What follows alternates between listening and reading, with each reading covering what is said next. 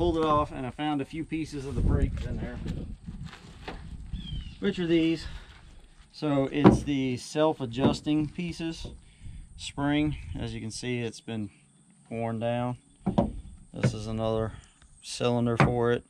And then this piece here was rubbing the inside of the drum. So there is a groove in there, but it's not going to affect the drum to work. But this circle piece here is actually your adjuster, and it's supposed to spin on this, and it's supposed to be completely round.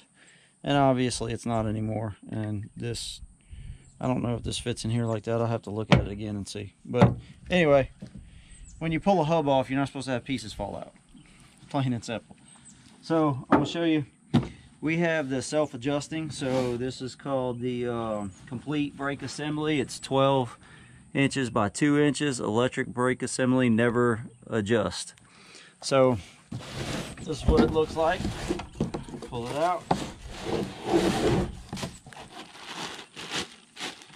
Comes with the dust caps that go on the back, your 5 bolts that actually bolt it to the axle. And then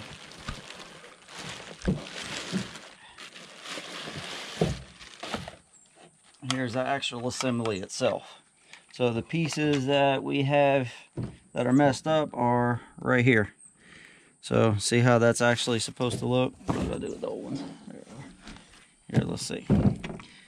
So this actually slides in here. Well, it's supposed warped, to. huh? But it's supposed to slide in there like that, and that's what it's supposed to look like, is this piece, and that spring sits in the center of it. But obviously, that's not how it turned out. So we're going to replace this. That way the brakes can do what they're supposed to do. This is a magnet. This magnet actually, what it does is it sucks to the back of your drum. And as it comes out like this, it forces the brake pads out, which in turn stop your vehicle or your camper.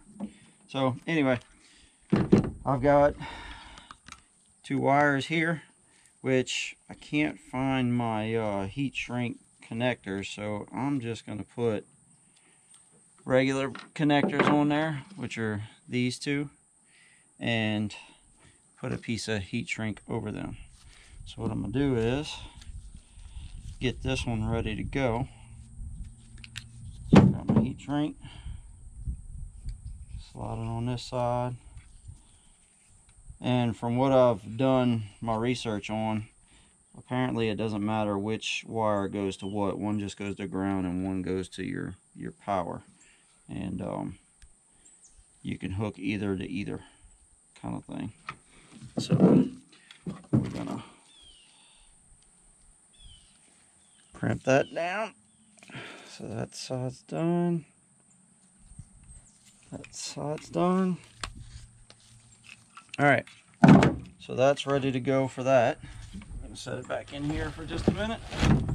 Alright, so that's what I use my dikes for. I got wire crimpers, and then grease gun, screwdriver, pair of pliers. I'll show you what that's for, and I got my driver to pull that off. And then you're going to need a couple rags of this and a bag to put stuff in would be a good idea. So, lovely camera assistant, hold it back please, so we don't end up with a flying baggie. Alright.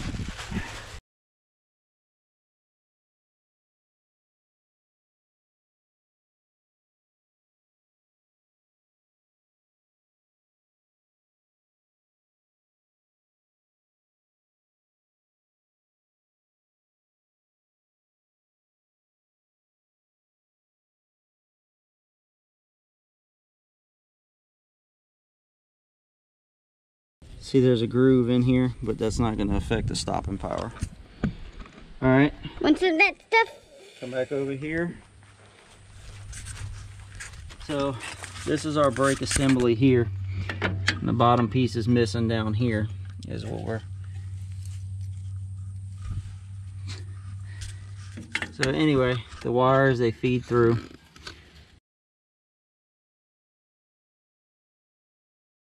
Alright, so apparently you're going to need a wrench unless you got a really good impact to break these loose.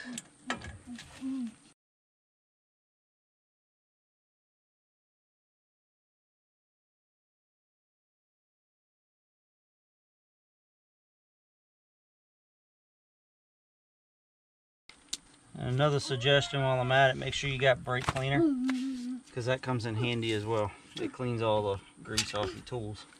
Alright, now I should be able just to pop that right off. There it goes. Alright, and let's see how we got our wires here. So, we're going to cut them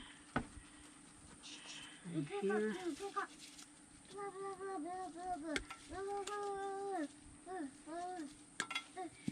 Alright, and that's our old brake assembly.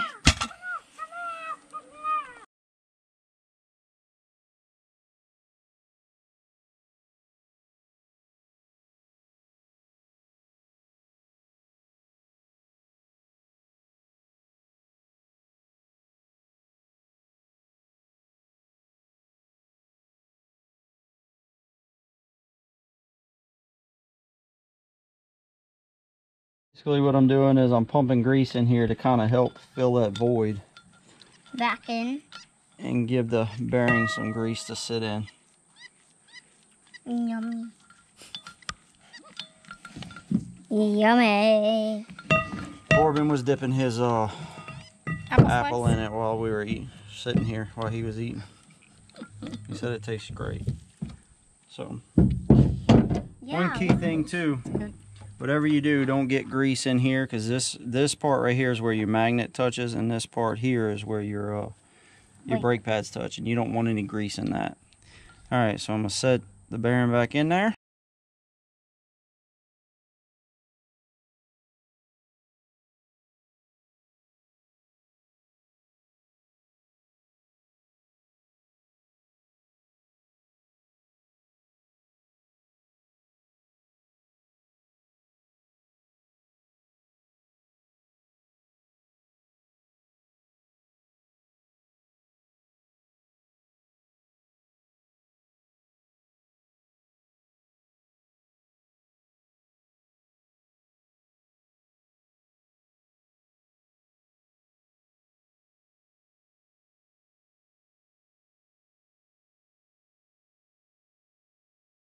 Okay, so while making this video, the camera decided to die again on us.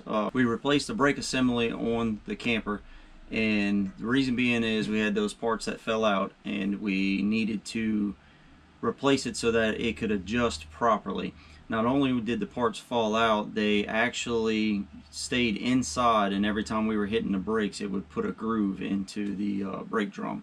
So we didn't need to replace the brake drum, being that it was still in good use condition. It just had a scar in it.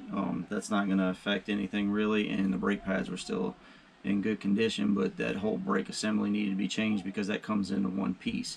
You can buy the brake pads themselves separately, but I would just suggest changing out the whole assembly if you have some issue like that, instead of just piecing it together. It's just cheaper and easier to do. We have another video on repacking the bearings. If you want to check that out, we'll link that in the top. And appreciate you watching. We'll see you later.